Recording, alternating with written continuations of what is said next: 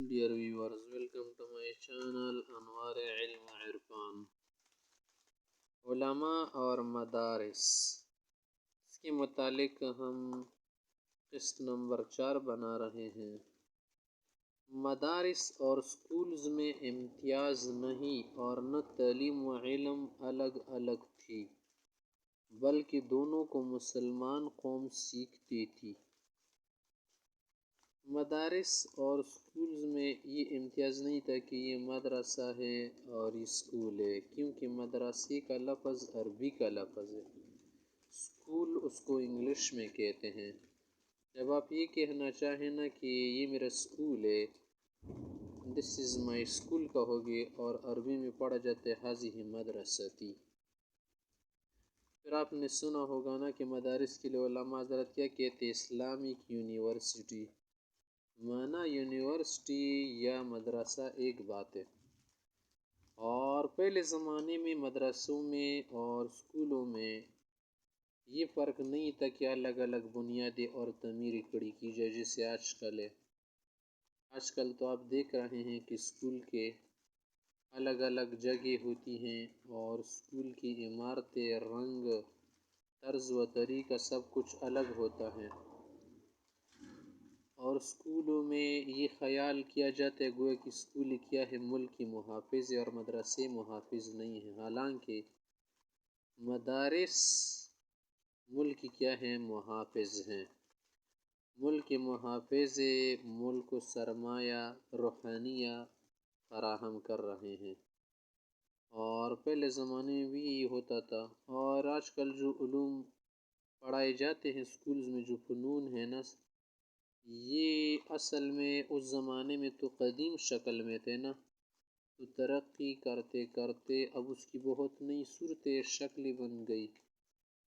اور یہ تو آپ کو معلوم ہے نا کہ زمانہ کے بدلتے بدلتے بہت سی چیزیں بدل گئی.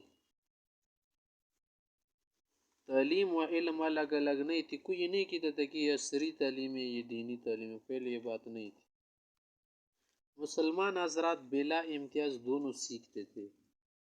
جو قرآن و حدیث سے پہ کہ وہ تو اسی بھی ہماری کیا ہے، ہماری دینی ذمہ داری ہے، دینی تقاضا ہے. اور جو علوم فنون ہیں وہ ہم اسی بھی ضرورتوں کے لیے سیکھتے تھے.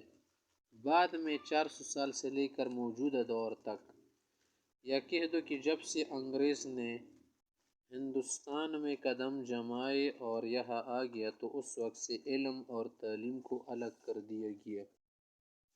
اسکول اور مدرسے کے نام پر دو الگ الگ تعلیم گاہیں، درسگاہیں شمار ہونے لگی، وجود میں آ گئی.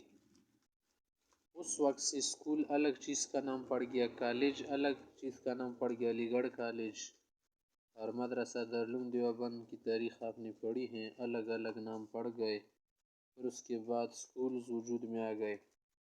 مسلمانوں کو انگریزوں نے اتنا ورغلایا، اتنا دھوکہ فریب کیا کہ تعلیم اور علم کو جدا کر دیا اور دونوں کا ناطہ توڑوا دیا، دونوں کا ناطہ توڑ دیا.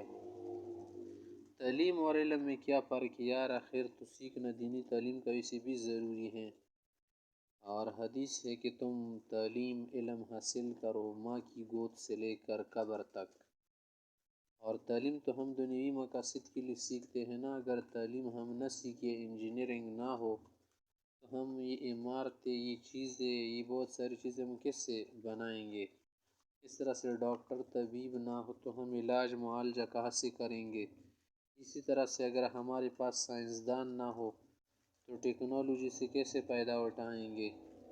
اور یہ دونوں چیزیں ایک انسان میں جمع ہو سکتی ہے کہ وہ ٹیکنالوجی کا بھی ماہر اور دینی علوم کا بھی اسے پتہ ہو.